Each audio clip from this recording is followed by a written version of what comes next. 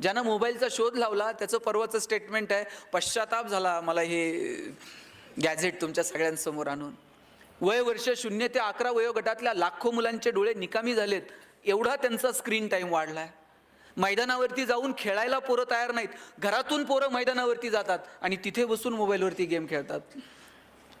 2-2, 2.5 वर्षाच्या पोरांच्या हातात तुम्ही मोबाईल देऊन टाकले आणि बाप असं कौतुकानं सांगते ना चौकात, मला कळत नाही ते त्याला कळतंय म्हणते मोबाईलमध्ये. ताई मला सांगा, मूल रडायला लागलं, लहानपण तुमचं मूल लहान असतं, रडायला लागल्यानंतर तुम्ही काय करायचं, त्या मुलाला जवळ घ्यायचं आणि जवळ घेतल्यानंतर ते मूल रडणं थांबवत होतं. ते जवळ घेतल्यानंतर ते का रडणं थांबवायचं माहितीये? आईच्या गर्भात असताना त्या पोरानं पहिल्यांदा काय ऐकलंय? आईच्या हृदयाचे ठोके ऐकलेले आहेत. त्याला ते इतके परिचित आहेत 9 महिने की त्याला जवळ घेतल्याबरोबर आई त्या बाळाला कळतं की अरे माझी आई आहे, आणि ते पोरगं रडणं थांबवत होतं. आता मला सांगा, मूल रडायला लागल्यावर आई काय करते? आता हे मी सांगितलं का कुणी सांगितलं? आई मोबाईल काढते आणि पोराच्या हातात देते, आणि पोरगा असलं पुढचं आहे, मोबाईल हातात आल्याबरोबर रडायचं थांबते. आईच्या स्पर्शाची जागा जर मोबाईलच्या स्पर्शाने घेतली असेल तर हा कुणाचा पराजय? विज्ञान तंत्रज्ञानाचा विजय आहे का मातृत्वाचा पराजय आहे? हे ठरवण्याची वेळ आली आहे.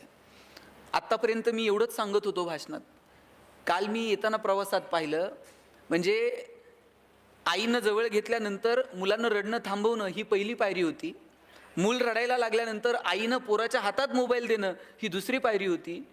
आणि काल मी पाहिलं, पोरगं तिकडं रडतंय तरी आई मोबाईल सोडायला तयार नव्हते. ह्याला काय म्हणायचं? साधनं आपल्यासाठी आहेत का आपण साधनांसाठी आहोत? साधनं आपण आपल्यासाठी निर्माण केली, त्याच्या किती अधीन जावं? साधनांवरती आपली पकड असावी, आपण ठरवावं किती वापरावीत, कुठे वापरावीत, कशासाठी वापरावीत. जेव्हा साधनं आपल्यावरती अधीन व्हायला लागतात ना, त्यावेळेस जगण्यातली मजा संपून जाते. आपण साधनांमध्ये मजा, साधनांमध्ये आनंद शोधायला लागतो. घरात जर पाहुणे आले आणि आई जर चहा घेऊन गेली ना, पाहुणे विचारायचे, गणेश कितवीला आहे, कावेरी कितवीला आहे, पाऊस पाणी बरं आहे का? पाहुण्याला बोलायला वेळ होता. आता घरात जर पाहुणे आले आणि आई जर चहा घेऊन गेली, पाहुणा असलं काहीच विचारत नाही, गणेश कितवीला आहे, पाऊस आहे का, पाणी आहे, त्याला काही घेणं देणं नाही हो. आई चहा घेऊन गेली का पाहुणा पटकन विचारतंय, तुमच्याकडं छोट्या पिनचा चार्जर आहे का? हे अस्वस्थ आहे. आणि याच्या अस्वस्थतेचं कारण काय? याच्या मोबाईलची बॅटरी लो आहे. मोबाईलची बॅटरी लो असणं हे जर आमच्या अस्वस्थतेचं कारण असेल तर किती फंटूस आयुष्य आम्ही जगत आहोत. सोशल मीडिया किती सुंदर साधन आहे, आपल्याला व्यक्त होता येतं, जगापर्यंत पोहोचता येतं, जगात काय चाललंय ते कळतं, पण किती अतिरेकी वापर. साहेब, परवा आमच्याकडे एका घरात चोरी झाली. चोरट्यांना त्या चोरटे हाणमार करायला लागले आणि मारहाण करायला लागल्यानंतर जवळचं सगळं दागिने वगैरे सगळं काढून दिलं चोरांना, नवरा बायकोनं. बरं, ते सगळं समोर पाहून सुद्धा चोर समाधानी झाले नाहीत. चोर त्या बाईला म्हणले, तुझ्या नवऱ्यानं ॲनिव्हर्सरीला दिलेला आयफोन दे, तुझ्या भावानं तुला ते वाढदिवसाला पाठवलेलं नेकलेस दे. ती बाई म्हणली, तुम्ही चोर आहेत का कोण, तुम्हाला कसं माहीत? तिला, आम्ही फेसबुक फ्रेंड आहोत आपण सगळे, आम्हाला माहीत आहे तुझ्याकडे काय काय, दे म्हणले सगळं. किती अतिरेकी. आपल्याला सगळंच असं जगाच्या समोर जाहीर करायचं असतं, सगळं जगासमोर मांडायचं असतं. म्हणून मला म्हणायचं की ठरवून घेऊयात, आनंदी राहायचंय का आनंदी आहोत हे दाखवायचंय. आनंदी राहायचं असेल तर ते खूप सोपं आहे. किंबहुना सोये जीव आत्मयाचे लाहे, तेथ जे होय तया नाम सुख. ज्ञानोबांनी सांगितलं, बाबांनो, आत्म्याशी जे संबंधित आहे ना त्याला सुख म्हणावं. मी म्हणत नाही साधनांची निर्मिती करू नका, अरे केली पाहिजे. ज्ञान, विज्ञान, तंत्रज्ञान, नवीन जग आपण अभ्यासलं पाहिजे, नवीन जगातल्या संकल्पना स्वीकारल्या पाहिजेत, नाविन्य स्वीकारलं पाहिजे, नवनवीन साधनांचा वापर केला पाहिजे. पण किती, कुठे हे ठरवायला नको. आणि निवळ साधनांवरती जर माणसं सुखी होत असती, केवळ पैशाच्या जोरावरती जर माणसं सुखी होत असती तर जगातली सगळी श्रीमंत माणसं सुखी झाली असती. पण सगळे श्रीमंत सुखी आहेत का? आणि सगळे गरीब दुःखी आहेत का? सुख, आनंद या संकल्पना आपल्याशी संबंधित आहेत, त्या केवळ साधनांमध्ये आपल्याला नाही मोजता यायच्या. आपल्या शेजारी भूतानसारखं राष्ट्र आहे ज्यांनी समाधानाचा निर्देशांक जाहीर केला. सगळ्या जगानं डोळे विस्फारले. भूतान सांगत होतं, आमच्याकडे चमचमीत रस्ते नाहीत, चकचकीत मॉल नाहीत, पण आम्ही जगात सगळ्यात समाधानी आहोत. पैसे नाही आहेत पण आम्ही समाधानी आहोत. एक तर दिवस असा येणार आहे की आपल्याला आपली सगळ्यांची प्रगती ही समाधानाच्याच पातळीवरती मोजावी लागणार आहे. कारण पैशांच्या स्पर्धेमध्ये आपण कधीच पहिले येणार नाही आहोत, आणि आलो तरी तिथं गेल्यानंतर आनंद आहेच की नाही ह्याची शंका आहे. एक श्रीमंत माणूस त्याच्या कोट्यवधी रुपयांच्या बंगल्यामध्ये बसलेला होता.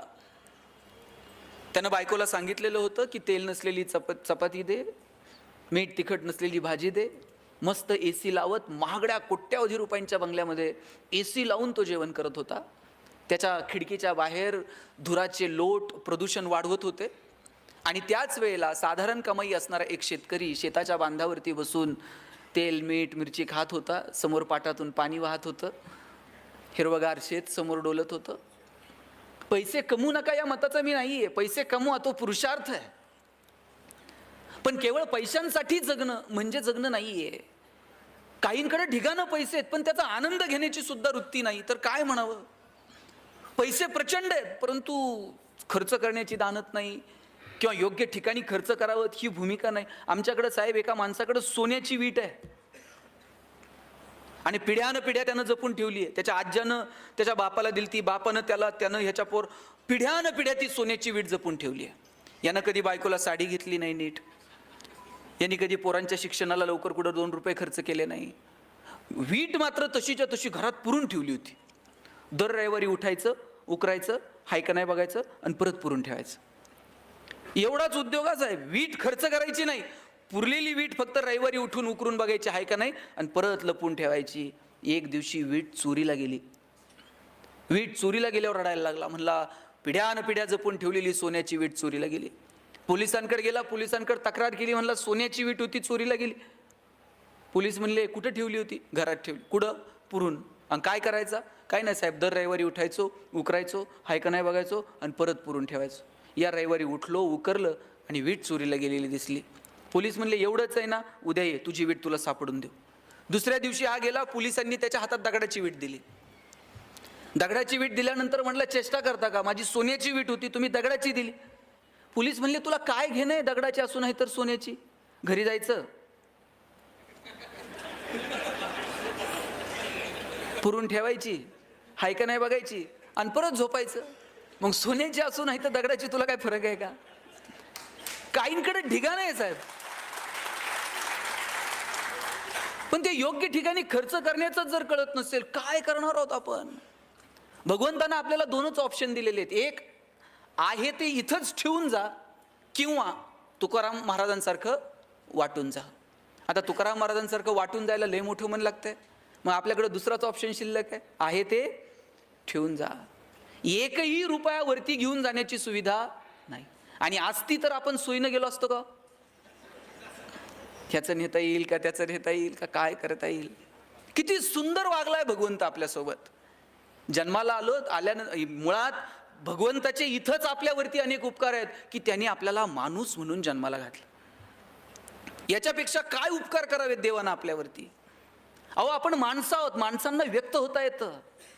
मला माझ्या भावना तुमच्या समोर मांडता येतात, माझ्या भावनांना तुम्हाला प्रतिसाद देता येतो, तुम्हाला रडता येतं, तुम्हाला हसता येतं, तुम्हाला एकमेकाच्या मदतीला धावून जाता येतं. भावना व्यक्त करण्याची संधी भगवंतानं फक्त माणसाला दिली. हो आपण किती नशीबवान आहोत. रोज हायवेवरती 2-4 कुत्री मरून पडलेली असतात. त्या कुत्र्याच्या पिलांना तक्रार करता येते पोलिसात जाऊन, आमच्या बापाची चूक नव्हती, याच्याच गाडीचा ब्रेक लावला नाही साहेब, याची आमची तक्रार घ्या. धाब्यावरती रोज 10-5 कोंबड्या अशा त्या काठीला आडव्या बांधलेल्या असतात, काठी आडवी बांधलेली असते अशी गाडीला, तिला उलट्या कोंबड्या लटकवलेल्या असतात आणि त्या धाब्यावरती वाहून नेतात. त्यांच्या चोचीतनं फेस बाहेर पडत असतो, त्यांना भावना व्यक्त करता येते, आमचा शेवटचा प्रवास आहे जरा नीट न्या. जनावरांना व्यक्त होता येत नाही, माणसंच आहोत आपण की आपल्याला व्यक्त होता येतं. मग आपण व्यक्त का होऊ नये? आपण बोललं पाहिजे, आपण संवाद साधला पाहिजे. आणि व्यक्त होण्यासाठी नेहमीच बोलावं लागतं असं नाही, कधी स्पर्शातून, कधी तुमच्या वागण्यातून सुद्धा आपल्याला व्यक्त होता येतं. पण या सगळ्या धावपळीमध्ये आपण व्यक्त होणंच विसरून गेलोय. माझी आज विनंती आहे की व्यक्त व्हा. मगाशी आम्ही जेवायला बसलो आणि आपल्याकडनं फोन येत होते की लवकर या. मी साहेबांना म्हटलं की 10च मिनिटात टिफिन संपवतो, आज संपवला पाहिजे, नाही संपवला तर परत उद्या टिफिन मिळणार नाही. बायकोनं दिलेला टिफिन चवीनं खाणं हा सुद्धा प्रतिसादच आहे. तिनं सकाळी उठून तुमच्यासाठी केलेल्या टिफिनसाठी. रोज ती तुम्हाला टिफिन घेऊन देते, सकाळी लवकर उठते, टिफिन पाठवते आणि तुम्ही धाब्यावर काहीतरी खातायत आणि तो टिफिन परत नेताय. 1 दिवस, 2 दिवस, 3 दिवस, 4थ्या दिवशी असं करून बघा. तुम्हाला कळेल 5व्या दिवशीचा प्रतिसाद काय ते.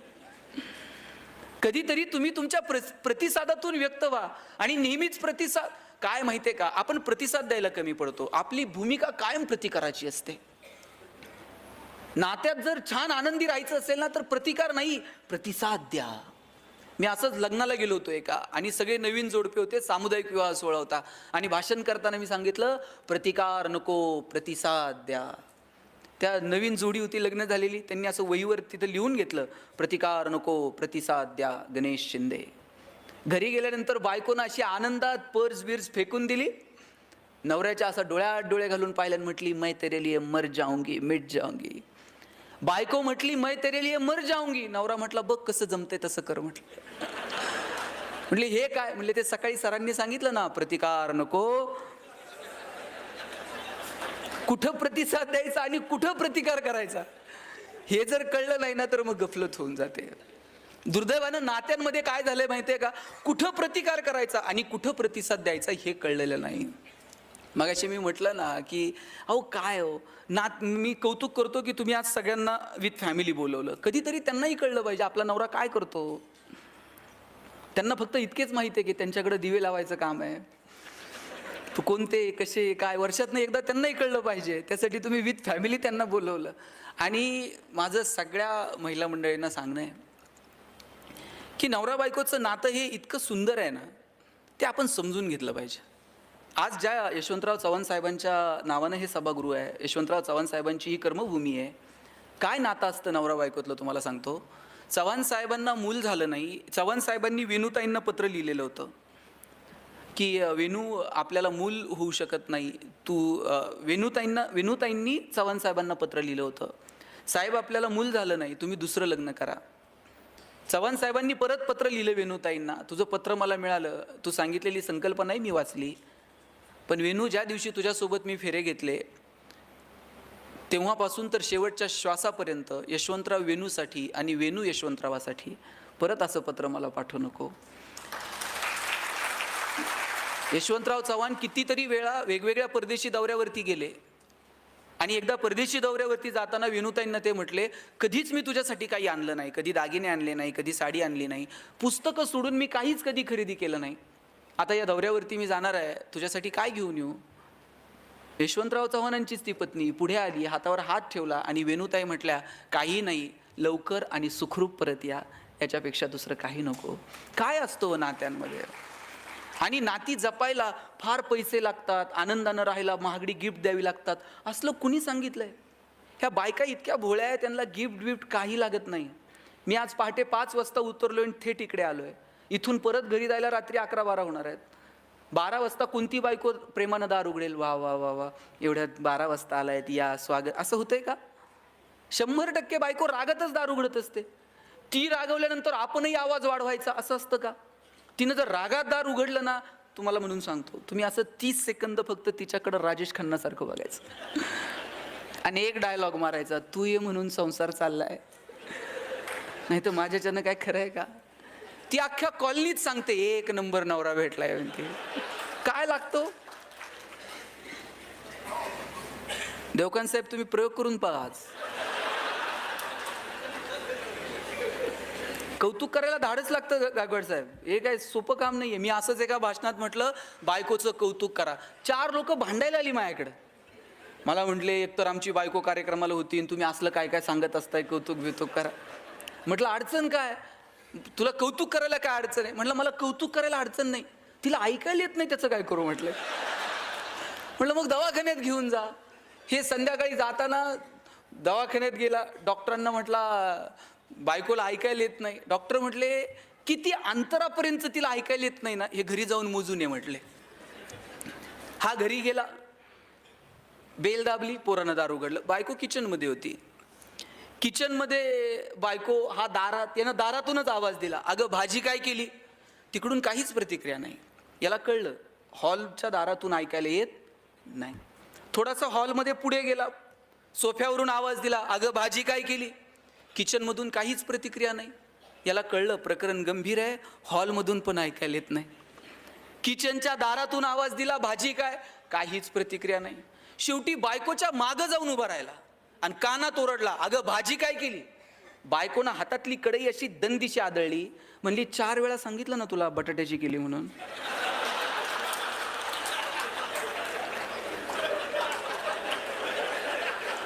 तुम्हाला कळलं का नाही? तू कुणाला आवडत नाही हो, देवाला सुद्धा कौतुक आवडतं. देवाला सुद्धा त्याचं नाव घेतल्यानंतर छान. आपण तर माणसं आहोत. चांगलं काम करणाऱ्या माणसांचं कौतुक करा. तुमच्या ऑफिसमध्ये तुमचा कर्मचारी चांगलं काम करतोय ना, कधीतरी त्याच्या पाठीवर थाप मारा, अरे वा छान, तू चांगलं काम केलं. एखादा चुकत असेल तर त्याला केबिनमध्ये बोलून एकांतात सांगा की तुझं हे चुकतंय, परत असं होऊ देऊ नको. आपण उलट करतो. आपण 4 चौघात अपमान करतो आणि कौतुक एकांतात करतो. 4 चौघात कौतुक करायचं असतं आणि चुका ह्या कानात सांगायच्या असतात.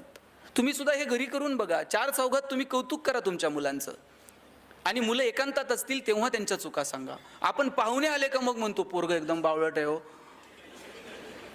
कुणाचं आहे? मग का पाहुण्यांच्या समोर जाहिरात करायची?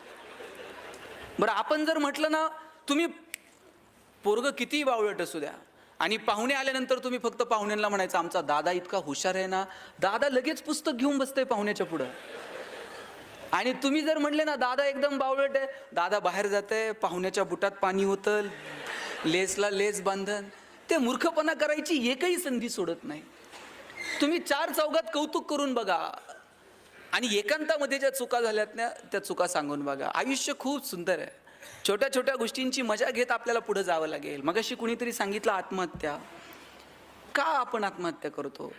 अहो माणसाचा जन्म मिळणं याच्यापेक्षा आणखी काय सुंदर असू शकतो मला सांगा? फार फार तर काय होईल, कुणीतरी गरिबीत जन्माला येईल, कुणीतरी श्रीमंत कुटुंबात जन्माला. अरे गरिबीत जन्माला आलो ठीक आहे, कुठं जन्माला यायचं आमच्या हातात नाही, पण आम्ही गरिबीत मरणार नाही हे मात्र स्वतःला दणकून सांगायचं. हां चला आम्ही कष्ट करू, काबाड कष्ट करू, मोठी होऊ, शिकू. किती किती संधी भगवंतानं तुम्हाला मला दिल्यात. मगाशी कुणीतरी एका व्यापाऱ्याचं उदाहरण सांगितलं की व्यापारात अपयश आलं, सरांनीच सांगितलं. अशा छोट्या छोट्या कारणांसाठी गडबडीत होऊ नये. छोट्या छोट्या गोष्टींसाठी आपण आत्महत्या वगैरे हे तर फार मोठे शब्द झाले हो. अनेक क्षेत्रातल्या लोकांनी आत्महत्या केल्या, इंडस्ट्रीतल्या लोकांनी आत्महत्या केल्या, व्यावसायिकांनी आत्महत्या केल्या, अनेक सामाजिक कार्यकर्त्यांनी आत्महत्या केल्या. मला प्रश्न पडतो की ज्याला जगणं कळालंय ना तो माणूस आत्महत्यांकडे का वळतो? आपल्याला बोलता येतं, चालता येतं, भगवंतानं विचार करण्याची क्षमता आपल्याला दिली, मुळात माणूस म्हणून जन्माला घातलं. आणि लक्षात घ्या किती उपकार आहेत देवाचे आपल्यावरती. जन्माला येण्याची बातमी देव 9 महिने आधी सांगतो. 9 महिने आपल्याला आधी संकेत मिळतात कुणीतरी जन्माला येणार आहे. मृत्यूचे संकेत आपल्याला 9 मिनिट तर आधी मिळतात का? आणि समजा 9 महिने आधी आपल्याला पत्र आलं असतं, हां तुमचं आवरलंय आता उरकून घ्या, पत्र आल्याबरोबर लोक गेली असती साहेब. देवाचे किती उपकार आहेत. जन्माला येण्याचे संकेत तो 9 महिने आधी देतो, पण मृत्यूचे संकेत आपल्याला मिळत नाहीत. आपण सगळेजण जाणार आहोत, पण आपल्याला माहित आहे का आपण कधी जाणार आहोत? नाही. आणि म्हणून तर आपण आनंदात राहू शकतो. एका स्मशानभूमीवरती सुंदर वाक्य लिहिलेलं होतं, मेरी मंजिल बस यही तक थी, मैंने आते आते जिंदगी गुजारली. आपल्याला सगळ्यांना तिथे जाऊन पोहोचायचं आहे. तिथं जाईपर्यंत आनंदानं जगू. तिथं जाईपर्यंतचा प्रवास इतका मस्त असला पाहिजे, जगाला आपलं कौतुक वाटेल की नाही मला माहित नाही, आपलं आपल्याला कौतुक वाटलं पाहिजे. तुकाराम महाराज निघाले आणि एकाने विचारलं, महाराज तुम्ही निघाले, काय मिळवलं तुम्ही आयुष्यात? ग्रंथ लिहिले, अभंग लिहिले, काय मिळालं काय आयुष्यात? तुकाराम महाराज म्हटले, कौतुक वाटे झाली या वेचाचे. जगाचं काय मला माहित नाही, पण मी जे जगलो ना माझं मला कौतुक वाटतंय. आपल्याला कौतुक वाटलं पाहिजे की अरे आम्ही मस्त जगलो, नव्हती आमची परिस्थिती पण केलं आमच्या परीनं जेवढं होईल तेवढं. नाही आम्ही धनदानग्या कुटुंबात जन्माला आलो पण शिकलो, अधिकारी झालो, आलो समाजामध्ये, पोरबाळं उभी केली, 4 कुटुंबांना मदत केली, 10 गावं उभी केली. हे आपल्याला कौतुक वाटलं पाहिजे की माणूस म्हणून आपण नेमकं काय जगलो. अहो शेतकऱ्याचा एखाद्याचा तुम्हाला फोन येतो आणि तुम्ही पटकन तुमचा माणूस तिथं बांधावरती पाठवता, त्याची विजेची तार जोडून देता, त्याच्या बांधावरती लाईट येते, त्याची मोटर चालू होते. ही गोष्ट तुम्हाला छोटी वाटत असेल की तुमच्या वरिष्ठांनी सांगितलंय, फोन आलाय, तुम्ही काम करून आलात, पण 4 दिवस जर लाईट मिळाली नाही, त्याची मोटर जर चालली नाही तर 4 दिवसात त्याचं होणारं जे नुकसान आहे याची कल्पना तुम्ही करू शकत नाहीत. तुमच्या दृष्टीनं ते छोटं काम आहे, पण त्याच्या दृष्टीनं ती गोष्ट आभाळ एवढी असते. एखाद्या पोराचा पेपर आहे उद्या आणि त्याच्या घरात लाईट नाहीये आणि तुम्ही जाता आणि विजेची समस्या संपून ती वायर जोडून देतात, लाईट लागते. त्या पोराला विचारा त्या 8-10 तासांची किंमत काय आहे. उद्या पेपर होता पण तुमच्यामुळे तो रात्रभर अभ्यास करू शकला. गोष्ट छोटी आहे पण त्या समोरच्या व्यक्तीसाठी ती डोंगरा एवढी गोष्ट आहे. या गोष्टींचं कोण तुमचं कौतुक करल नाही मला माहित नाही, पण तुमचं मात्र तुम्हाला कौतुक वाटलं पाहिजे.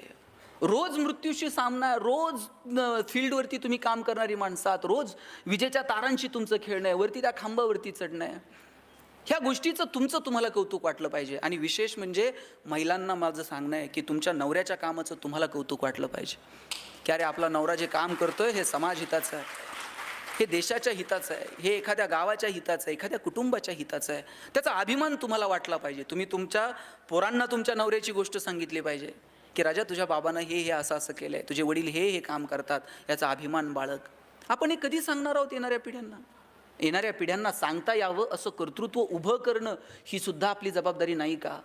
मला वाटतं ती जबाबदारी आपल्याला स्वीकारता आली पाहिजे. त्या जबाबदारीनुसार आपल्याला वागता आलं पाहिजे. छोट्या छोट्या गोष्टी आहेत पण ज्यातून कमालीचा आनंद मिळू शकतो, त्या कमालीचा आनंद देणाऱ्या गोष्टी आपण शोधल्या पाहिजेत. मी सुरुवातीला म्हटलं ना की फक्त साधनांमध्ये आनंद नाही आहे. खरंच मला सांगा, खरंच फक्त साधनांमध्ये आनंद आहे का हो? साधनं किती वाढली पण आनंद कुठे होरपळून गेला? मी मगाशी म्हटलं संवादाची साधनं नव्हती, आता साधनं वाढली आहेत पण आपण बोलतो का? प्रत्येकाच्या हातात मोबाईल आलेत पण आपलं बोलणं सुधारलंय का? रस्ते सिमेंटचे झालेत पण आपलं चालणं सुधारलंय का? पैशांच्या जोरावर हजारो किलोमीटर दूर असणारे चंद्र, सूर्य, ग्रह, तारे दुर्बिणीच्या साह्यानं जवळ करून पाहिलेत, पण आयुष्यभर शेजारी राहणाऱ्या माणसाबरोबर आपले प्रेमाचे संबंध निर्माण झालेत का? मग निवळ साधनांच्या जोरावरती आनंद निर्माण कसा होईल? साधनं कमवू नका या मताचा नाही, पण निवळ साधनांच्या जोरावरती आनंद मिळत नाही हे मात्र आपण ठरवलं पाहिजे. सुरुवातीला नोकऱ्या लागल्या, साहेब किती पगार होते हो सुरुवातीला? आता हे जे रिटायर झालेली माणसं असतील, किती पगाराने तुमच्या नोकऱ्या सुरू झाल्या? किती पगार होते? किती? 3,000 रुपये पगार होता. काय हो 3,000 रुपये पगाराने नोकरी सुरू झाली? 3,000 पगारात लगेच 2 BHK फ्लॅट घेतला का? एका खोलीतून संसार सुरू. माझे वडील मुख्याध्यापक म्हणून रिटायर झाले, 15,000 रुपये पगार होता. रिटायरमेंटपर्यंत त्यांची सोसायटी संपली नाही, नंतर पेन्शनमधून त्यांनी सोसायटी भरली. पैसे नव्हते. मला या मागच्या पिढीचा खूप हेवा वाटतो साहेब. आमच्या पिढीला काय करायचं सांगा? आम्हाला एक फ्लॅट घ्यायचा आहे पुण्यात, त्याचेच हप्ते आयुष्यभर फेडायचे. एक गाडी घ्यायची, तिचंच कर्ज फेडत बसायचं आहे. याच्या व्यतिरिक्त आमच्यावर जबाबदारी काय? आमच्यावर विशेष जबाबदाऱ्या नाही आहेत. पण तुमच्या पिढीचं मला कौतुक वाटतं. पगार थोडे होते पण तुम्ही भावांचं शिक्षण केलं, बहिणींची लग्न केली, गावाकडे भावाला पाईपलाईन करून दिली, चुलत्या पुतण्यांची पोरं तुमच्या घरी शिकायला होती. अहो गावातलं कुणी जर हॉस्पिटलला ॲडमिट असलं तर तुम्ही त्याला घरातून डबा घेऊन जात होतात. हे जे एकोपा होता, हे जे एकत्र असणं होतं, हे जे कुणासाठी तरी काहीतरी करणं होतं, यात काय आनंद आहे? पैसे नव्हते, 3,000नं नोकऱ्या सुरू झाल्या. काय हो, बायको जर कधी म्हटली असेल इथून साताऱ्याला घेऊन चला, गाडी नव्हती स्वतःची, मित्राची गाडी घेऊन तिसऱ्याकडनं पेट्रोलला पैसे घेऊन गाडीवर बायकोला बसून साताऱ्याला निघायचं. निम्म्या रस्त्यात गेल्यावर गाडीतलं पेट्रोल संपत होतं. गाडी वाकडी करायची, टाकीत फुकायचं, किका मारून मारून घामाघूम. बायको असं बघायची, कुठून याची माझी गाठ पडली. अशात बायकोनं नुसता खांद्यावर हात ठेवू द्यावं साहेब, कित्येकांच्या गाड्या बिना पेट्रोलच्या साताऱ्यापर्यंत गेल्या. पैसे नव्हते पण आनंद होता की नाही? आता AC गाड्यांमधून नवरा बायको फिरतात. नवरा तिकडच्या खिडकीतनं तिकडं बघतो, बायको इकडच्या खिडकीतनं इकडं बघते. ड्रायव्हर मधल्या आरशातनं दोघांकडे बघत असतो. हे बोलत का नाही? यांना अडचण काय? साधनं वाढत गेली पण आनंद मात्र होरपळून गेला. तुम्ही बघा शिर्डीला वगैरे अनेक लोक येतात, साईबाबांच्या पेटीमध्ये पैसे टाकतात. ते असं म्हणत नाहीत की मी तुम्हाला बाबा एक सोन्याचं सिंहासन देतो, तुम्ही मला जाताना 2 द्या. त्याच्याकडे 2 पण घ्यायची कॅपॅसिटी आहे. पण हे बाबांना काय म्हणते माहिती आहे का? बाबा मी एवढे पैसे टाकलेत, रात्रीची झोप येऊ दे म्हणते मला. कित्येकांना झोप नाही आहे रात्रीची. आमच्याकडे एकाला झोप येत नव्हती, त्यानं सगळे डॉक्टर केले पण झोप काही आहे ना. डॉक्टरला म्हणलं डॉक्टर काही करा, पण डॉक्टर म्हणले बाबा माझे इलाज संपले, तू आणखी दुसरा डॉक्टर बघ. कंटाळला घरी निघाला होता आणि रस्त्याला एक महाराज बसलेले होते. महाराजांचे जाऊन पाय धरले. महाराज म्हणले तुला झोप येत नाही, मी काय करू बाबा? नाही म्हणला सगळे डॉक्टर झाले, महाराज काहीतरी उपाय सांगा. महाराज म्हणले आता कुठे याच्या नादी लागता? महाराज म्हणले एक काम कर, ज्याला झोप लागते त्याचा शर्ट घालून झोप म्हणले. हॅलो म्हणला, महाराजांनी एकदम सोपा उपाय सांगितला. तिथून उठला आणि डॉक्टरकडे गेला आणि डॉक्टरांना म्हणला, डॉक्टर आता गोळी नको, औषध नको, इंजेक्शन नको, सलाईन नको. म्हणले मग? म्हणले मला तुमचा शर्ट द्या म्हणले. म्हणले शर्ट बावळट आहे का तुझं? ते म्हणले अहो मला महाराजांनी सांगितलंय ज्याला झोप लागती त्याचा शर्ट घालून झोपत जा. डॉक्टर म्हणले तुला कुणी सांगितलं मला झोप येते नीट म्हणून? हॉस्पिटल बांधायला कोटीत कर्ज काढलंय, बँकेचा हप्ता जवळ आला का गरज नसताना पेशंट ॲडमिट करावं लागतंय, गरज नसताना सलाईन लावावं लागतंय, त्याच्यात मेहुण्याला मेडिकल टाकून दिलंय, ते मेहुण्यालाच द्यावं लागतं साहेब, अलिखित नियम आहे. महिना अखेरला आमची भांडणं वादावधी, अजिबात झोप नाही. उठ म्हणले, दोघं मिळून शोधू कुणाला झोप लागते.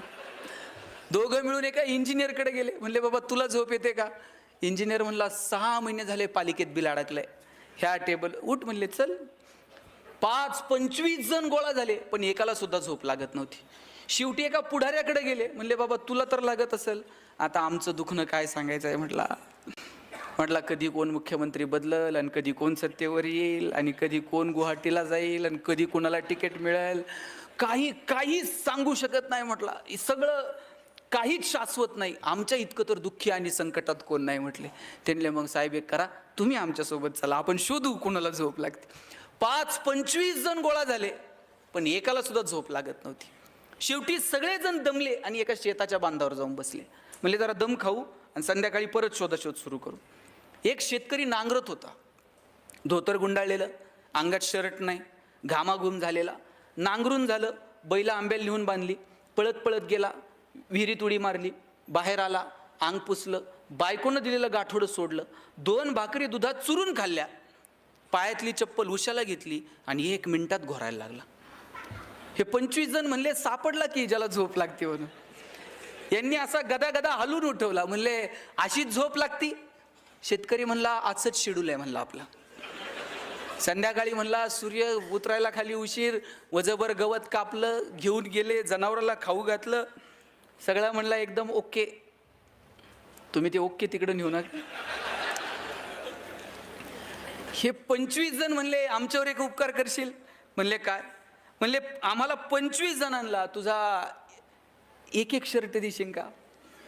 हे हसायला लागलं. म्हणला 25 जणांना एक आणि माझ्याकडे नुसता एक असता असा उघडा नांगरीत बसलो असतोय काय? म्हणलं काल शर्ट म्हणला अवताला गुतला, अजून शिवला नाही, एक शर्ट नाही तुम्हाला 25.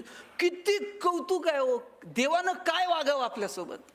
ज्याच्याकडे ढिगानं शर्ट आहे त्याला रात्रीची झोप नाही आणि ज्याच्याकडे एक शर्ट नाही ते दगड उशाला घेतलं तरी झोपताय. सुख आनंद या संकल्पना निव्वळ पैशांशी संबंधित नाहीत. पैसे कमवा पण त्याचा आनंद घ्या, त्याचा उपभोग घ्या. आपल्या हातामध्ये देण्याची दानत असायला हवी.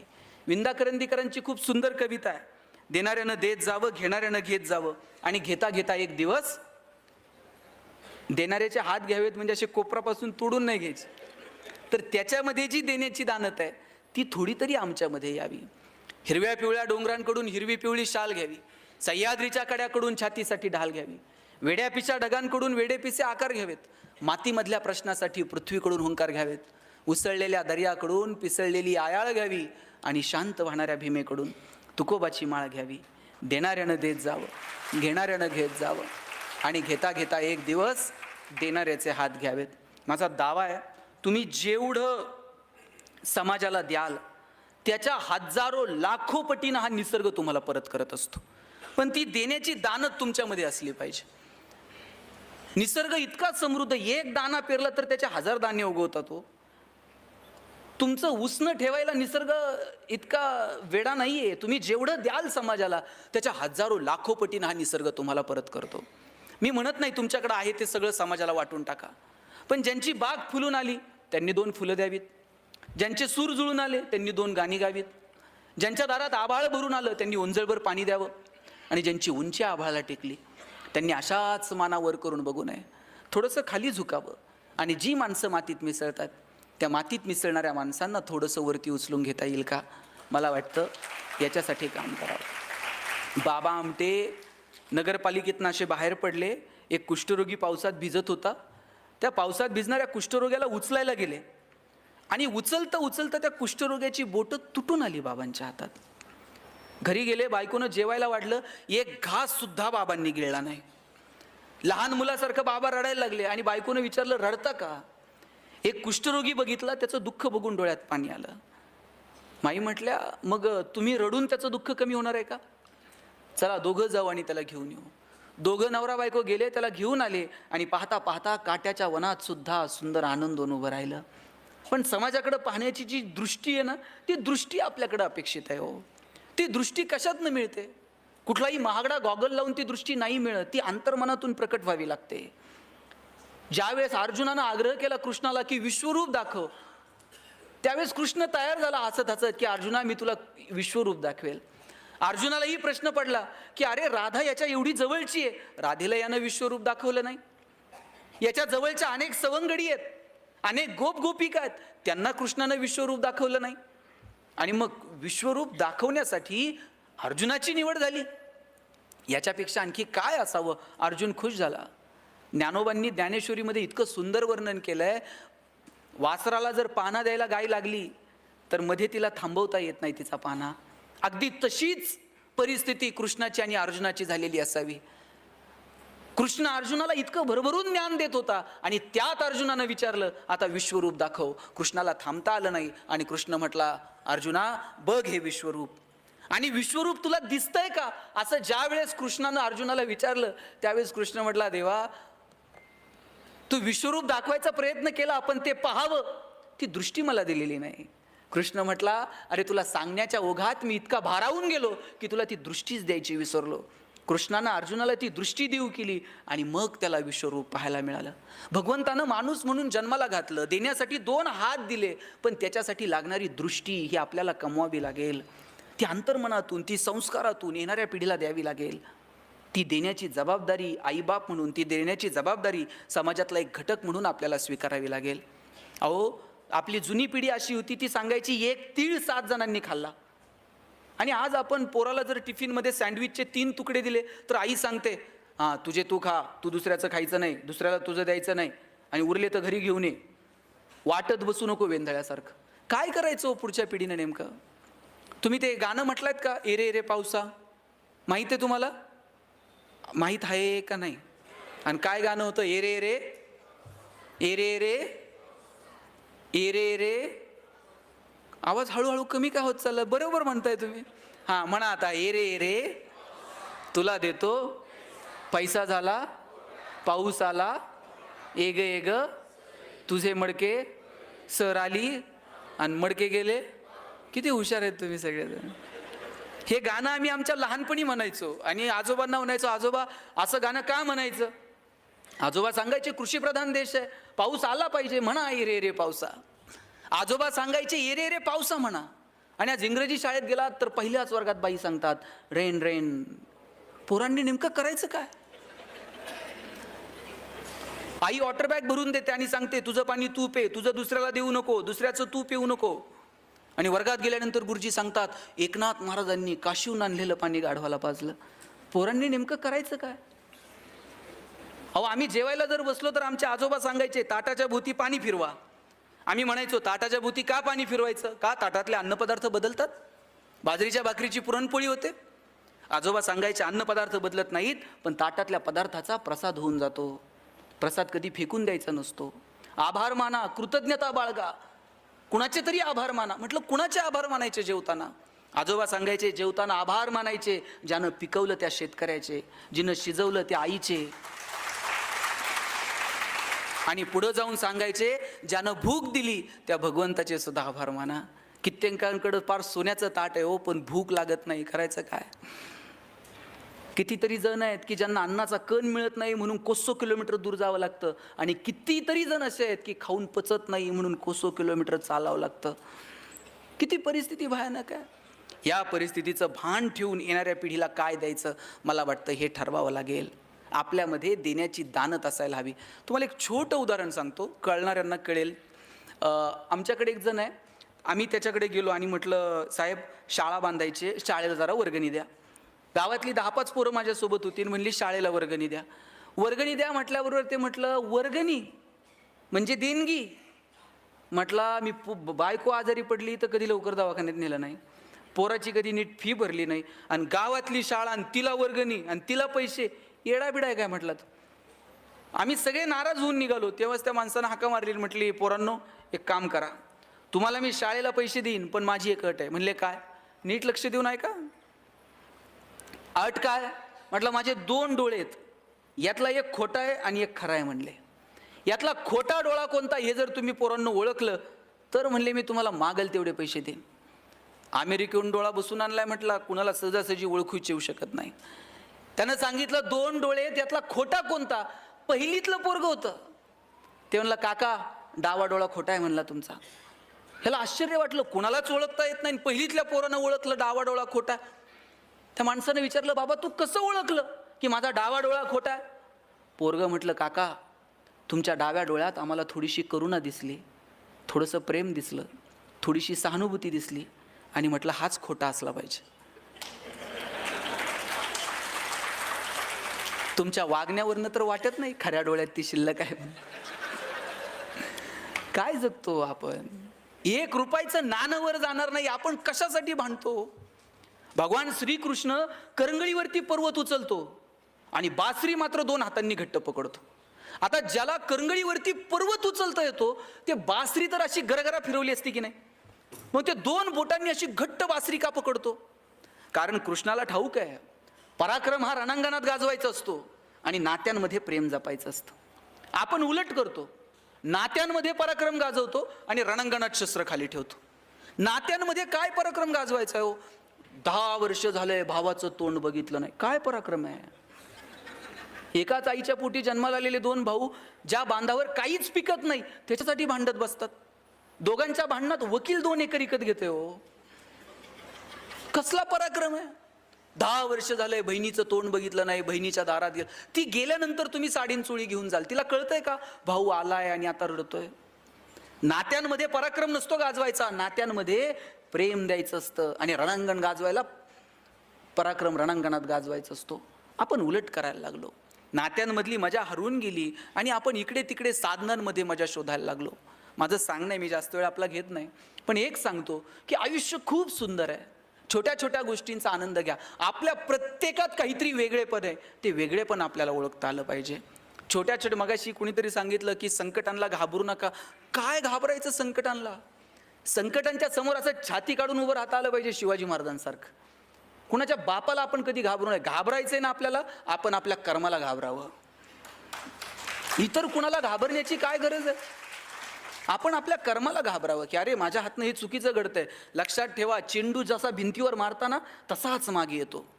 तुम्ही जे पेरणार आहात ते उगवणार आहे. गहू पेरून कधी ज्वारी उगवत नाही. तुम्ही जे कर्म करणार त्याची फळं तुम्हाला इथंच फेडायची आहेत. म्हणून घाबरावं तर कर्मांना घाबरावं. काय द्यायचं समाजाला ते ठरवा, कसं जगायचं ते ठरवूयात. कधीतरी अंतर्मनात डोकावून स्वतःचा कधीतरी विचार करूयात हो. आम्ही तो विचार करणं जेव्हा सोडून दिलं ना, तेव्हापासून आयुष्यातली मजा हरवून गेली. म्हणून या कार्यक्रमाच्या निमित्तानं मला आपल्या सगळ्यांना आवर्जून सांगायचं आहे की आपण काय करायचं ते ठरवून घेऊया. छोट्या छोट्या गोष्टींचा आनंद कसा मिळवता येईल हे ठरवून घेऊयात. जगण्यातली समृद्धता निवळ साधनांमध्ये नाही, ती कुणाच्या तरी मदतीला धावून जाण्यात आहे, हे स्वतःच्या मनाला सांगून बघूयात. हे आयुष्य परत कधीच मिळणार नाही आहे. म्हणून ज्यांच्याकडं आहे त्यांनी थोडं तरी समाजाला देता येईल का, मला वाटतं या दृष्टीनं प्रयत्न करावा. मला आवर्जून एक गोष्ट आपल्या सगळ्यांना सांगायची आहे. बघा, मी का असं म्हणतो की आपल्याकडे जे आहे ते इतरांना देता यावं? कारण या जगाचा नियम आहे की आपल्याला इथून काहीच घेऊन जाता येणार नाही आहे. मी माझ्या वडिलांना विचारलं होतं की जगणं कशानं सुंदर होईल. वडील म्हटले होते तू यादी कर की आत्तापर्यंत तुला किती लोकांनी मदत केली. मी ती यादी करायला घेतली. मला गावात ह्या माणसानं मदत केली, शाळेत ह्या माणसानं मदत केली, कॉलेजमध्ये या माणसानं मदत केली. मी 100-150 लोकांची यादी केली की या 150 लोकांनी मला माझ्या आयुष्यात आजपर्यंत मदत केली. वडील म्हटले वा, तुला आठवत आहेत ती माणसं की ज्यांनी तुला मदत केली. आता दुसरी यादी कर, तू किती लोकांना मदत केली आयुष्यात. साहेब, मी ती यादी करायला घेतली, 5-6 लोकांपेक्षा जास्त नावं मी लिहू शकलो नाही. वडील म्हटले ज्या दिवशी तुझी दुसरी यादी पहिल्या यादीपेक्षा मोठी होईल ना, त्या दिवशी जगणं सुंदर होऊन जाईल. आपण किती लोकांचं जगणं सुंदर करू शकलो, किती लोकांना ताकद देऊ शकलो. म्हणून संकटांच्या समोर गडबडीत व्हायचं नाही. जितक्या लोकांना मदत करता येईल तितक्या लोकांना मदत करावी. कुणी संकटात आहे, कुणी अडचणीत आहे, त्याला धावून जाता येईल का? आणि प्रत्येक वेळेस पैसेच लागतात मदतीला असं नाही आहे. कधीतरी एखादा चांगलं काम करतोय ना, त्याच्या पाठीवर थाप मारा आणि त्याला सांगा, वा छान काम करतोय, आम्ही आहोत तुझ्यासोबत. एवढं म्हटलात ना तरी त्या माणसाला 10 हत्तीचं बळ येतो काम करायला. म्हणून संकटांच्या समोर गर्भगळीत होऊ नका. शिवाजी महाराज मिर्झा राजेसोबत तह झाला, एक एक किल्ला मिर्झा राजेला द्यावा लागला. आणि नुसते किल्ले देऊन थांबले नाही, औरंगजेबाला भेटायला जावं लागलो. बरं, राजे एकटे गेले नाहीत, एवढ्याशा संभाजी राजाला सोबत घेऊन गेले. एखादा बाप म्हटला असता मी संकटात चाललोय, लेकराला का नेऊ, पण घेऊन गेले संभाजी राजांना सोबत. मग मधला जो प्रवास आहे आग्र्यापर्यंतचा ताई, त्या प्रवासामध्ये शिवाजी राजांचं संभाजी राजांचं काहीतरी बोलणं झालं असेल की नाही? काय बोलले असतील शिवाजी राजे संभाजी राजांना? स्विस बँकेत आपलं अकाउंट आहे, पासवर्ड सांगतो, काय बोलले काय असतील? शिवाजी राजांनी सांगितलं असेल, शंभूराजे आतापर्यंत तुम्ही जिंकणं बघितलं, आतापर्यंत तुम्ही यश बघितलं, आयुष्यातला संघर्ष सुद्धा जवळून बघा, चला माझ्यासोबत. घेऊन गेले. तिथं गेल्यानंतर औरंगजेबाने एक हत्ती भेट म्हणून दिला संभाजी राजांना. आणि थोडीशी गंमत करावी म्हणून दिलेर खान म्हटला, शंभूराजे आप इतने छोटे हो और हाथी इतना बड़ा है, इस हाथी को आप महाराष्ट्र में कैसे ले जाओगे? एवढासा संभाजी राजा दिलेर खानाच्या डोळ्यात डोळे घालून सांगतो, ये तो जानवर है, बैठ कर जाएंगे, नहीं आया तो खींच कर ले जाएंगे, लेकिन हमारे आबा साहब ने जो आपको किले दिए हैं वो तो अभी महाराष्ट्र में है, उन्हें आप आगरा कैसे ले आओगे? एवढासा संभाजी राजा पण माहित होता, आता हात दिलेत आणि मग घेऊ की परत एक एक, त्यात काय असते? दत्ताजी शिंदेच्या मानेवर तलवार ठेवली होती आणि विचारलं, क्यों पटेल और लढोगे? आणि त्याही अवस्थेत दत्ताजी शिंदे म्हटला, क्यों नाही, बचेंगे तो और भी लढेंगे. संकटाच्या समोर असं उभं राहायचं ना, संकटाला वाटलं पाहिजे कुठून याच्या नादाला लागलो. आणि प्रत्येक वेळेस संकटाशी 2 हात केलेत पाहिजे असं नाही. डोंगर पोखरत बसू नका हो, कधी कधी डोंगराला वळसा घालून निघून जा. प्रत्येक वेळेस संकटाच्या समोर भांडलंच पाहिजे असं नाही, कधीतरी दुर्लक्ष करा, कधीतरी मिश्किलपणे सामोरं जा. संकटाच्या समोर मिश्किलपणे सामोरं जाणं काय असतं ना, तुम्हाला एक गंमत सांगतो. तुम्हाला महमूद माहित आहे का? महमूदचे पिक्चर बघितलेत? आम्ही एक महमूदचा पिक्चर पाहिलेला, त्या महमूदच्या छातीवर एका गुंडानं बंदूक ठेवली होती. आता याच्यापेक्षा मोठं संकट काय असू शकतं? थेट गुंडानं तुमच्या छातीवर बंदूक ठेवली. त्या महमूदच्या छातीवर बंदूक ठेवली आणि विचारलं, बोल तेरी आखरी ख्वाहिश क्या है? छातीवर बंदूक आहे आणि विचारलं, बोल तेरी आखरी ख्वाहिश क्या है? महमूद म्हटलं, आखरी ख्वाहिश तेरी बंदूक मुझे दे दे. म्हटलं, काय म्हणायचं याला? कधी कधी संकटाच्या समोर असं मिश्किलपणे सामोरं जाता आलं पाहिजे हो. म्हणून संकटांच्या समोर गर्भगळीत होऊ नका. छोटी संकट आहेत, वेळ निघून जाते. मगाशी मॅडमही बोलताना म्हटल्या, संकट कायम नाही आहेत, ती वेळ जाणार आहे, ती टळून जाणार आहे, पण तिच्या समोर सामर्थ्यपणे उभं राहण्याची ताकद आपल्यामध्ये असली पाहिजे. ती ताकद येणाऱ्या पिढीमध्ये निर्माण करा. त्या पिढीला वेळ द्या. सगळ्यात महत्त्वाचं म्हणजे येणाऱ्या पिढीला भरभरून वेळ द्या. मला अमिताभ बच्चनचा हेवा वाटतो. त्याची कंपनी कर्जाच्या याच्यात पूर्ण बुडून गेली होती हो. एखादा म्हटला असता की मी इतकं सुंदर करिअर केलं, एवढा छान, आणि परत मी शून्यातनं स्वतःला उभं करायचं, गर्भगळीत झाला असता एखादा माणूस. पण हा तोच अमिताभ आहे ज्या अमिताभला आकाशवाणीमध्ये तुझा आवाज चांगला नाही म्हणून नोकरी नाकारली होती. हिरोईन त्याच्यासोबत काम करायला तयार नव्हत्या, म्हणायच्या तू खूप लंबू आहे, तुझ्यासमोर आम्ही बारीक दिसू, तुझ्यासोबत आम्ही काम करायला तयार नाही होत. त्या अमिताभनं स्वतःची बॉलिवूडमध्ये अशी काही उंची सेट केली, आता त्याला बॉलिवूडचा शहनशाह म्हणतात. कोरोनाच्या काळात कुणाचा आवाज ऐकायला येत नव्हता, पण फोन लावला का अमिताभचा आवाज ऐकायला यायचा. याच्यापेक्षा काय करिअर असते? आत्ताही तुम्ही टी व्ही लावून बघा, 5 मिनिटाला अमिताभ दिसतो. कोण बनेगा करोडपतीमधून पैसे कमवायला सांगतो, कमवलेल्या पैशातून कल्याण ज्वेलर्समध्ये जाऊन सोनं खरेदी करायला सांगतो, सोनं खरेदी केल्यानंतर मुथूट फायनान्समध्ये ठेवून कर्ज काढायला सांगतो, कर्जाचे हप्ते नाही भरता आले तर ते नवरत्न तेल आहेच, थंडा थंडा कुल कुल. कुठं नाही अमिताभ, कुठं नाही हो.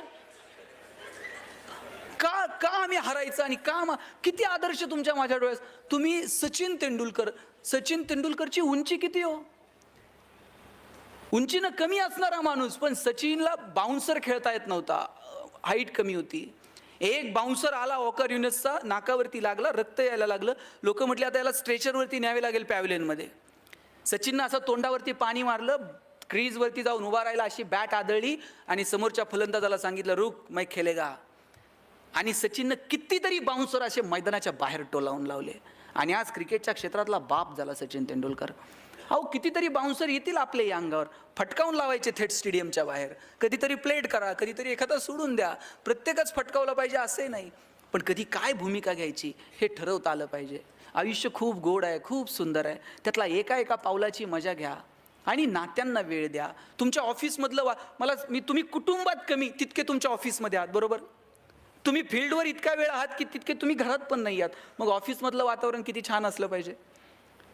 तुम्ही ऑफिसमध्ये काम करताना तुमच्या बॉसला तुमची गरज वाटली पाहिजे इतकं काम तुम्ही केलं पाहिजे. म्हणजे एखाद्या दिवशी जर तुम्ही आला नाहीत ना, तुमची उणीव तुमच्या बॉसला जाणवली पाहिजे. असंच एका कंपनीत मी लेक्चर देत होतो आणि म्हटलं तुम्हाला तुमचं सेल्फ अप्रायझल जर करायचं आहे ना, तर तुमच्या बॉसला तुमची उणीव जाणवली पाहिजे. म्हणजे तुम्ही जर एखाद्या दिवशी रजेवर आहात, तुमच्या वरिष्ठ अधिकाऱ्याला वाटलं पाहिजे अरे आज ते नाही आहेत त्याच्यामुळे ते जरा अडचण आली. तुमची उणीव जाणवली तर समजावं की आपण कामाचे आहोत. दुसऱ्या दिवशी एकानं ऑफिसच्या चाव्याच लपून ठेवल्या ऑफिसला निघून गेलं. म्हटलं हे काय? म्हणलं उणीव जाणवली पाहिजे, दिवसभर फोन करताय म्हणल्या मला. हे असलं नाही हो, डिवोशननं काम केलं पाहिजे. आपल्याकडे ना स्ट्रेस मॅनेजमेंट नावाचा प्रकारच अस्तित्वात नाही. आपल्याकडे स्ट्रेस फक्त डायव्हर्ट करायचा, ह्या टेबलवरून त्या टेबलवर, त्या टेबलवरून त्या टेबलवर, वरतून आलं वसुली करा, त्यांनी लगेच खाली, त्यांनी लगेच खाली, ह्यांनी खाली. म्हणजे शेवटच्या माणसाला कळत नाही आता मी राग कुणावर काढू. ते घरी जाऊन बायकोला काहीतरी शिव्या देत आहे, बायकोला कळत नाही मी काय करू, ती पोराला लाटणं फेकून मारते.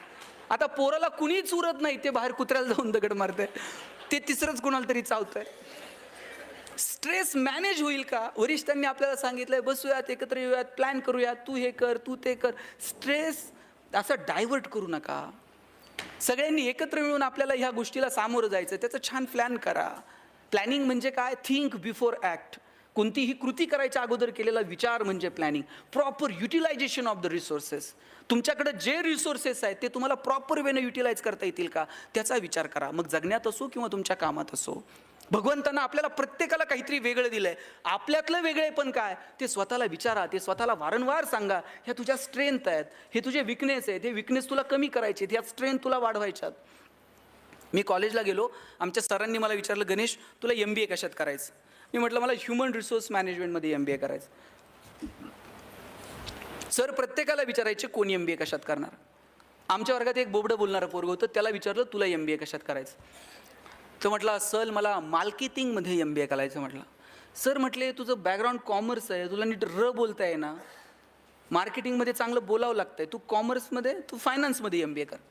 वर्गात पोरगं उठून उभं राहिलं म्हणला असल कळणार तर मार्केटिंगमध्ये MBA कळणार, नाही तर शिकणार नाही. म्हटलं आणि सर म्हणले तुला काय करायचं ते कर, आपण परीक्षा घेऊयात, कुणामध्ये मार्केटिंगचं टॅलेंट आहे ते शोधूयात. आम्हाला सगळ्यांना 100 रामायणाच्या प्रती दिल्या आणि सांगितलं या रामायणाच्या प्रती बाजारात जाऊन विकून यायच्या. ज्याच्या सगळ्यात जास्त प्रती विकल्या जातील आपण समजूयात की याच्यामध्ये मार्केटिंगचं टॅलेंट आहे, त्यानं मार्केटिंगमध्ये MBA करावं. आता आम्हाला वाटलं आम्ही बोलणारी पोरं 100 रामायणाच्या प्रती तर अशा बाजारात जाऊन विकून येऊ. 8 दिवस आम्ही बाजारात फिरलो. 9व्या दिवशी वर्गात आलो. सरांनी विचारलं गणेश 100 पैकी किती प्रती गेल्या? म्हणलं 4. राहुल 8, संतोष 10. मार्क मिळवणारी पोरं पण 20 पेक्षा जास्त प्रती कुणाच्याच गेल्या नाही. बोबडं बोलणारं पोरगं मागच्या वाकावर बसायचं. त्याला विचारलं तुझ्या किती प्रती गेल्या रे? म्हणला सल 100च्या 100 प्रती विकून आलो. म्हटलं आणि सर म्हणले केलं काय? मार्केटिंगची कोणती स्ट्रॅटेजी, कोणतं रेफरन्स बुक? म्हणला काहीच नाही, आम्ही लोकांच्या दालात जायचो, बेल दाबायचो, लोक बाहेर यायची, लोक बाहेर आली की समोर लामायण ठेवायचो आणि सांगायचं हे लामायण विकत घेता का वाचून दाखवू? लोक म्हणायची वाचून नको दाखवू, तुझं रामायण विकत घेतो. आता बोबडं बोलणं विकनेस आहे का स्ट्रेंथ आहे? आणि तो दाबून ठेवला असता तर स्ट्रेंथ ठरला असता का? प्रत्येकात काहीतरी वेगळे पण आहे हो. सचिन तेंडुलकर सारखा षटकार ऐश्वर्या रायला मारता येईल का? ऐश्वर्या राय सारखा ठुमका लता दिदींना देता येईल का? लता दिदींसारखं गाणं अशोक सराफला म्हणता येईल का? तुम्ही मला म्हणले भाषण कर, मी अजूनही 2 तास बोलेल. पण तुम्ही मला म्हणले आता तुम्ही डायरेक्ट काशीहून आलाय, जाता जाता इथून एखादी कुस्ती करून जा. आपल्याच्यानं जमणार नाही. जगात प्रत्येकात वेगळे, ते वेगळेपण ज्या दिवशी आपल्याला ओळखता येईल ना, त्या दिवशी जगणं सुंदर होऊन जाईल. आपल्या मुलांमध्ये काय वेगळेपण आहे ते शोधा, आपल्या कुटुंबाला वेळ द्या, आपल्या ऑफिसमधलं वातावरण छान आनंदानं कसं ठेवता येईल याचा प्रयत्न करा. आणि सगळ्यात महत्त्वाचं म्हणजे एकमेकांशी बोला, एकमेकांशी संवाद ठेवा. गेले कित्येक दिवसांपासून आपला संवाद हरवला आहे. स्वतःला विचारा बरं, किती दिवसांपूर्वी आपण आपल्या वडिलांशी बोललो आहे, किती दिवसांपूर्वी आपण आपल्या आईशी बोललो आहे, किती दिवस होऊन गेलेत आपला आणि आपल्या वडिलांचा स्पर्श नाही आहे, आपला आणि आपल्या आईचा स्पर्श नाही आहे. अरे स्पर्शांमधली मजा एक वेगळी आहे. काय लागतो आई आणि वडिलांसोबत स्पर्श ठेवायला? घरातून बाहेर पडताना ज्यांच्या ज्यांच्या नशिबानं घरात आई आहे त्यांनी घरातून बाहेर पडताना आईच्या पायावर डोकं ठेवून बघा. आई असं काळीच काढून देते, माझं आयुष्य तुला लाभू दे म्हणते. बापाच्या पायाला फक्त तुम्ही हात लावून बघा, बाप असा पाठीवर थाप मारतो, पठ्ठ्या सुखात राहा म्हणतो. लेकुराचे हित वाहे माऊलीचे चित्त, ऐसी कळवळ्याची जाती करी लाभाविन प्रीती. लाभाविना प्रेम करणारं जर जगात कोण असेल ना, तर फक्त आणि फक्त तुमची आई आहे. मला सांगा पोरींनो, तुम्ही माहेरी गेलात, माहेर कुठपर्यंत? जोपर्यंत माहेरात आई आहे तोपर्यंत. बरं, तुम्ही माहेरावरून सासरी येताना आईनं तुमची पिशवी कधी रिकामी पाठवली का? 4 वांगे घालून देईल, 4 शेंगा घालून देईल. तुम्ही कितीही श्रीमंत असा, तुमचं सासर कितीही श्रीमंत असू दे, आईनं कधी पिशवी तुमची रिकामी पाठवली नाही. एवढं प्रेम कोण करतो या जगात तुमच्यावरती?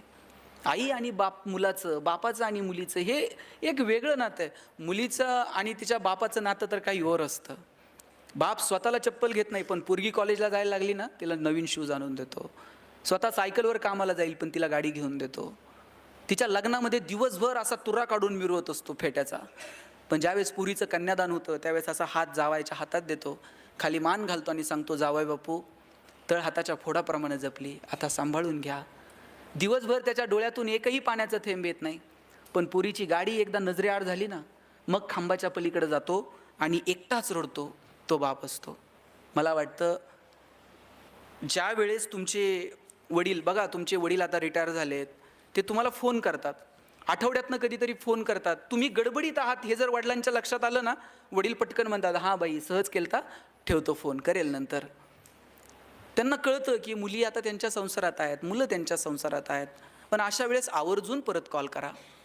एक वाक्य आईबापाचं काळीच पिळवटून टाकणारं असतं पोरांचा फोन ठेवताना. आई म्हणते, बाप म्हणतो, बाबांनो आम्ही आहोत तोपर्यंत येत चला. ज्या दिवशी तुमचा बाप तुम्हाला म्हणेल ना, आम्ही आहोत तोपर्यंत येत चला, तेव्हा तुमच्या मीटिंग, तुमचे सगळे प्रोग्रॅम्स थोडेसे बाजूला ठेवा आणि कधीतरी जन्म दिलेल्या आईला बापाला भेटायला जा. ही माणसं परत सापडत नाहीत. वर्षश्राद्धाला कितीही गाव जेवण घातलं आणि कितीही मोठे फ्लेक्स लावले आणि तुम्ही देवाला म्हटलात, खूप पाहुणे जमलेत, गेलेल्या बापाला, गेलेल्या आईला 5 मिनिटासाठी पाठवा, परत पाहता येत नाही. या जगात इकडं तिकडं देव सापडो न सापडो मला माहीत नाही, पण देवानं प्रत्येक घरात आईबाप म्हणून जन्म घेतला आहे. त्याची किंमत तुम्ही कशानंच फेडू शकत नाहीत. म्हणून ज्यांच्या ज्यांच्या नशिबानं आईबाप जिवंत आहेत त्यांना जपा, त्यांच्याशी संवाद ठेवा. घरातली म्हातारी माणसं ट्यूबलाईट इतका प्रकाश देत नाहीत, पण त्यांचं देवघरात निरंजनासारखं तेवत राहणं महत्त्वाचं असतं. ते विझून गेलं ना, मग त्या लोकांची किंमत कळायला लागते. तुम्ही मृत्यूपत्र लिहिता, मृत्यूपत्रात आपण लिहितो, मुलाला 2 एकर, मुलीला 2 एकर, मुलाला 2 लाख, मुलीला 2 लाख, हे सगळं लिहून ठेवता. मृत्यूपत्रात एकच गोष्टीचा उल्लेख नसतो, आणि तो म्हणजे स्वतःसाठी काही ठेवून जात येतं का? असं म्हणतो का आपण की हे एवढं 2 एकर ह्याला द्या, 2 एकर त्याला द्या, उरलेलं 10 एकर माझ्याच नावावर ठेवा? आणि तुम्ही सांगून पण कोण ठेवतंय का? नाही. त्यामुळं इथून काहीच घेऊन जाता येणार नाही आहे. जे आहे त्याची मजा घेऊ, जे आहे त्याचा आनंद घेता येईल का, मला वाटतं याचा विचार करा. मुलांना वेळ द्या भरभरून. आत्ता तुमची मुलं लहान लहान आहेत ना, त्यांना ज्ञानोबा समजून सांगा, त्यांना तुकोबा समजून सांगा, त्यांना छत्रपती शिवराय, छत्रपती संभाजीराजे समजून सांगा, अहिल्याबाई समजून सांगा. अभ्यासाच्या पलीकडे जाऊन या पोरांशी, अभ्यास सोडून आपण ह्या पोरांशी काही बोलतच नाही. तो मी म्हणत नाही पोरांनी मार्क पाडू नयेत, पण त्या मार्कांच्या पलीकडे जाऊन आईबाप म्हणून कधीतरी काही वेगळा संवाद मुलांसोबत साधा. पोरांमध्ये ते बळ निर्माण करा. ॲलॉन मस्कचं एक भाषण आत्ता येताना ऐकत होतो. ॲलॉन मस्क त्याच्या भाषणात सांगत होता, 2050पर्यंत आम्ही विमानाचे प्रवास बंद करू आणि रॉकेटचे प्रवास सुरू करू. रॉकेट लॉन्च करता येतं, आम्ही आता लँड करू. ॲलॉन मस्क सांगत होता, आम्ही अशी घरं तयार करत आहोत, त्या घरांच्या भिंती सोलर पॅनलच्या असतील, ते घर स्वतःची एनर्जी स्वतः क्रिएट करेल. तो सांगत होता, आम्ही असे रस्ते तयार करत आहोत, त्या रस्त्यांवरून गाड्या धावतील आणि आपोआप त्यांची बॅटरी चार्ज होईल. जगातली पोरं काय विचार करतायत? आम्ही कुठं आहोत?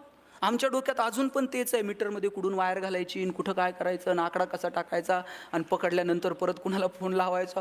कसले विचार आहेत?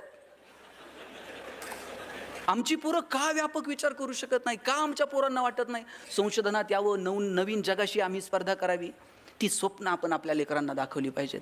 तो मोठा विचार आपण आपल्या पोरांना दिला पाहिजे आणि त्याच्यासाठी मुलांना भरभरून वेळ द्या, मुलांसोबत स्पर्श ठेवा. आजही तुम्ही घरी गेलात आणि आईनं जवळ घेतलं, बरं वाटतं की नाही? आईनं गालावर ओठ लावले, बरं वाटतं की नाही? सगळ्या प्रवासाचा शीन संपून जातो. पण आता मी बघतो बायका लिपस्टिक पुसेल म्हणून पोरांना फ्लाइंग किस द्यायला लागल्या. त्यांचा स्पर्श नाही. 2-2, 4, 10-10, 12-12 वर्षाची मुलं होईपर्यंत बापाच्या पायावर पाय टाकून झोपत होती. 2-2, 4-4 वर्षाच्या मुलांच्या आता सेपरेट बेडरूम आहेत. जुन्या काळात आईबापाला शरीराचे धर्म नव्हते का? पण त्यांनी ते जोपासत असताना ठराविक वयापर्यंत मुलांचे स्पर्श तुटू दिले नाहीत. आता 2-2 वर्षाच्या मुलांचे जर सेपरेट बेडरूम असतील, त्यांनी नाही ना म्हातारपणी आपला बेड गावाच्या बाहेर काढला. मॅडम, आम्ही पुण्यात शिकायला आलो. आमची आई आम्हाला नगरवरून जेवणाचा डबा पाठवायची आणि सकाळी 9:30 वाजता शिवाजीनगरच्या स्टँडला आमचा जेवणाचा डबा यायचा. नगरवरून पुण्यात जर जेवणाचा डबा सकाळी 9:30 वाजता येत होता, तर 6च्या गाडीनं डबा दिला असेल. 6च्या गाडीला जर आईचा डबा तयार होता, आई 4 वाजता उठली असेल, पीठ मळलं असेल, भाकर थापली असेल, तिच्या हाताचा स्पर्श पिठाला झाला असेल. 2 वर्षात चतकोरसुद्धा भाकर आम्ही कधी फेकून दिली नाही, कारण आई सकाळी उठून आमच्यासाठी डबा करून पाठवते. आणि डबे कसे यायचे हो? डबे फडक्यात यायचे आणि फडक्यात चिठ्ठी असायची, पोरांनो डबे खा, फडके जपून ठेवा. फडके जपून ठेवायचे. शनिवारच्या गाडीने फडके परत नगरला जायचे, सोमवारी परत त्या फडक्यांमध्ये डबे यायचे. त्याच्यामुळं डबा जपण्याची जी सवय लागली आहे ना, ती तेव्हापासून लागलेली आहे. अरे कुणीतरी आपल्यासाठी करतं, त्याचा आदर ठेवला पाहिजे. आता तुम्ही पोरांचे डबे चेक करा. Maggi, noodles, Kurkure, pastries, biscuits, विकत आणलेले प्रोडक्ट पोरांच्या डब्यात असतात. आणि अजून जर पगार वाढले ना, बायका 100ची नोट टाकून देणार पोराच्या डब्यात. तिकडंच जाण काय खायचं ते खा. इथपर्यंत येऊ देऊ नका. मुलांसोबत तुमचा स्पर्श अपेक्षित आहे, मुलांसोबत तुमचा संवाद अपेक्षित आहे आणि मुलांना आईवडिलांच्या कष्टाची जाणीव असणं अपेक्षित आहे. नात्यांमध्ये पराक्रम न गाजवता नात्यांमध्ये प्रेम जपलं की आयुष्य आपोआप सुंदर होऊन जातं. ते सुंदर आयुष्य आपल्या सगळ्यांच्या वाट्याला येऊ अशी अपेक्षा या कार्यक्रमाच्या निमित्ताने व्यक्त करतो. तुमच्या ज्या ज्या समस्या आहेत, युनियनच्या माध्यमातून तुम्ही एकत्र आलात, त्या शासन दरबारी जाओत. त्या मागण्या तुमच्या काय नेहमी सगळं ते मान्य हो आणि तुमच्या सगळ्यांच्या वाट्याला आनंद येऊ अशी अपेक्षा व्यक्त करतो. आणि जाताना इतकंच सांगतो, शेवटचं 1 मिनिट खाली बसा. शेवटचं 1 मिनिट, हसत राहा, आनंदानं जगा. मी माझं एक पुस्तक लिहिलं, सुख नावाचं. त्याच्यावर एक पहिलं वाक्य लिहिलं होतं, no once more, no retake for any moment, so keep smiling. आयुष्याच्या चित्रपटाला रिटेक नाही, आयुष्याच्या गाण्याला वन्स मोर नाही. तुम्हाला वाटलं माझं भाषण पुढं ढकलावं, ढकलता येणार नाही. घरी गेल्यावर वाटलं परत ऐकावं, परत ऐकता येणार नाही. आयुष्याचा कोणताही क्षण पुढं ढकलता येत नाही आणि आयुष्याचा कोणताही क्षण रिव्हर्स करून बघता येत नाही. म्हणून वर्तमान जगता येतो, वर्तमानात आनंद घ्यायला शिका. मोठी स्वप्न जरूर बघा, पण आहे त्या परिस्थितीवरती रडत बसू नका. साहेब, आमचं घर पत्र्याचं होतं. अख्ख्या कॉलनीत सगळ्यांची घरं स्लॅबची होती, फक्त आमचं एकट्याचंच घर पत्र्याचं होतं. आणि मी माझ्या आईला म्हणायचो, आई सगळ्यांची घरं स्लॅबची, आपलंच पत्र्याचं का? ती म्हणायची, तुझे वडील शिक्षक आहेत म्हणून घर पत्र्याचं. म्हणलं, शासनाचा GR आहे का शिक्षकांनी स्लॅबची घरं बांधायची नाही? ती म्हणायची, कारट्या नशिबान आहेस, पत्र्याच्या घरात जन्माला आला. म्हटलं का? ती म्हणायची, बघ, घर गरम व्हायला लागलं का तुला कळतं, उन्हाळा सुरू झाला आहे. घर गळायला लागलं का तुला कळतं, पावसाळा सुरू झाला आहे. शेजारच्या स्लॅबच्या घरात उन्हाळा कळत नाही, पावसाळा कळत नाही. खास ऋतूंची ओळख व्हावी म्हणून भूगोल शिकवणाऱ्या तुझ्या बापानं असलं मॉडेल उभं केलं आहे. अनुज, पैसे नव्हते पण आनंद इतका होता ना. वडील एक चॉकलेट आणायचे, माझ्या बहिणीच्या हातात द्यायचे आणि म्हणायचे, कावेरी गणेश आणि तू अर्धा अर्ध करून खा. ताई चॉकलेटचे 2 भाग करायचे, एक मोठा आणि एक. ताई चॉकलेटचा मोठा भाग मला द्यायची आणि छोटा स्वतःला ठेवायची. चॉकलेट छोटं होतं पण आभाळा एवढा संस्कार करून गेलं. मोठ्या लोकांनी मोठ्या गोष्टी मोठ्या मनानं छोट्या लोकांना द्यायच्या असतात. आणि जगात हे फक्त बहीण करू शकते. म्हणून बहिणीचं कौतुक करा, आपल्याही आणि इतरांच्याही. आपण आपल्या बहिणीचा जितका आदर करतो तितका आदर जर इतरांच्या बहिणीचा करता आला तर कोणत्या बहिणीसाठी मोर्चे काढावे लागणार नाहीत, कॅन्डल मार्च काढावे लागणार नाहीत. बहिणीचं सामर्थ्य काय आहे? ज्ञानियांचे ज्ञानी, योगियांचे योगी असणारे ज्ञानेश्वर दार लावून बसले हो, आणि कुणी म्हणायचं ज्ञानोबा ताटी उघडा. ज्ञानियांचा ज्ञानी, योगियांचा योगी, कुणी धाडस करायचं महाराज आता ताटी उघडा. त्यावेळेस एवढी एवढीशी मुक्ताई पुढे आली आणि म्हटली चिंता क्रोध मागे सारा, ताटी उघडा ज्ञानेश्वरा. मुक्ताईनं हाक मारली म्हणून ज्ञानोबांनी ताटी उघडली, आणि ज्ञानेश्वरीसारखा महान ग्रंथ तुमच्या माझ्या समोर आला. इतकं बहिणीचं महत्त्व आहे. म्हणून ही नाती जपा, त्या नात्यांना किंमत द्या आणि मस्त आयुष्याचा आनंद घ्या. हे आयुष्य परत मिळणार नाही. हसत राहा,